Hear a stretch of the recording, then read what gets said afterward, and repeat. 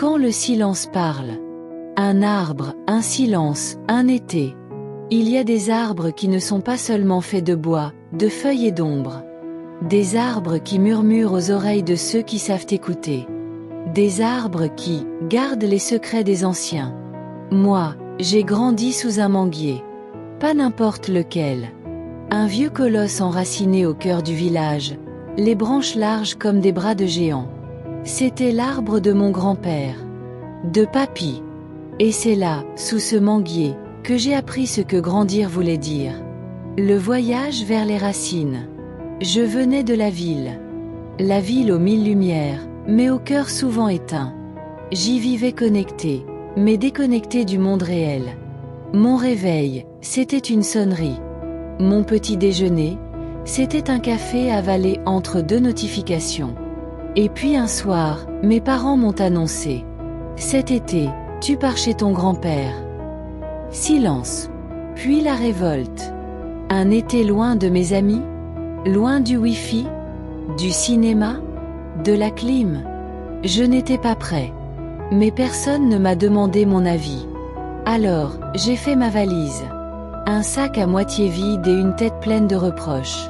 La route était longue. Très longue. Les immeubles s'effaçaient, remplacés par les arbres. Le bitume devenait piste sablonneuse.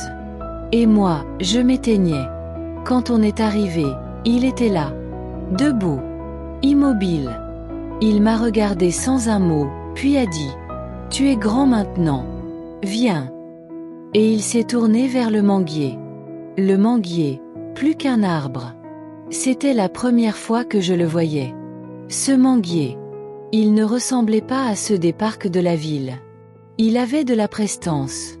Un tronc large comme trois hommes réunis.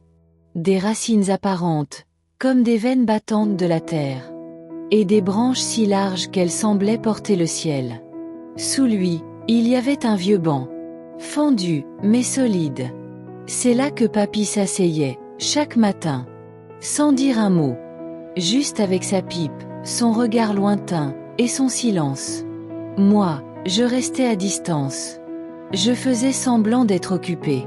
Mon téléphone n'affichait qu'un écran vide, sans réseau, sans bruit.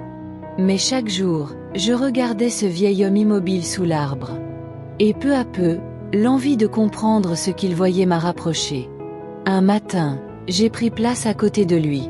Sans un mot. Et lui, sans tourner la tête, a murmuré. Le silence, c'est là que tout commence. Les rituels du matin. Le soleil n'était même pas levé que papy l'était déjà. Chaque matin, il allumait un feu, à même le sol. Les braises rouges chantaient doucement. La vieille bouilloire noire sifflait comme un serpent fatigué. « Viens, le thé est prêt. » C'était tout. Pas de bonjour. Pas de « tu as bien dormi ».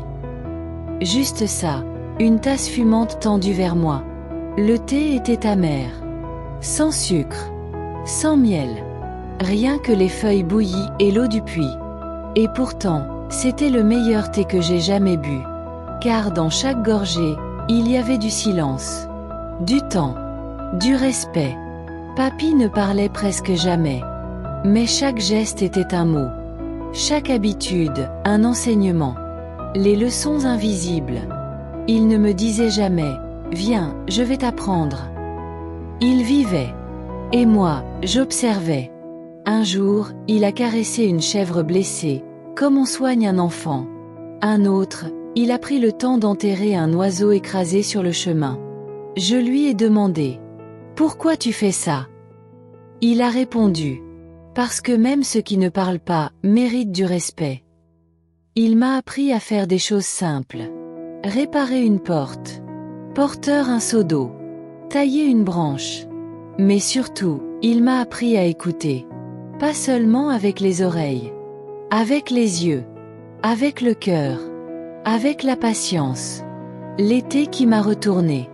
Les jours passaient, sans calendrier. Il n'y avait pas de centre commercial, pas de cinéma.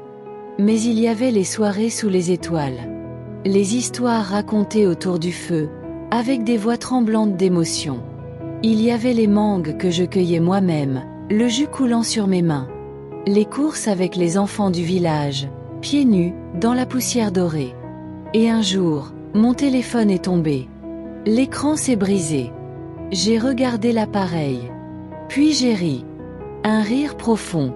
Libérateur. Car pour la première fois, je n'en avais plus besoin. Je n'avais pas changé. J'étais en train de devenir quelqu'un d'autre. Quelqu'un de vrai. Le dernier matin. Le jour du départ. Le ciel était rose. Les coqs avaient chanté plus tôt, comme pour me réveiller une dernière fois. Je suis allée sous le manguier. Papy était là, comme toujours. Assis, pipe éteinte, regard lointain. Je me suis assis à côté de lui. Le silence nous enveloppait. Puis il a dit, sans me regarder. Tu sais écouter maintenant. Tu es prêt? Je n'ai pas répondu. Je ne pouvais pas. Ma gorge était nouée. Mais il avait raison. Je n'étais plus le même garçon. J'étais revenu à moi-même. Là où les racines parlent. Aujourd'hui, je suis revenu à la ville. Les écrans, les bruits, les files d'attente, les réunions. Mais parfois, entre deux rendez-vous, je ferme les yeux. Et j'entends, le vent dans les feuilles. Je revois le vieux manguier. Le regard de papy. Sa tasse. Son silence. Et je me rappelle cette phrase qu'il n'a jamais dite, mais que j'ai lue dans chacun de ces silences. Grandir, ce n'est pas vieillir. C'est devenir vrai. Le silence enseigne, quand on sait écouter. Merci d'avoir écouté mon histoire. Abonnez-vous. Laissez un like si ça vous a touché.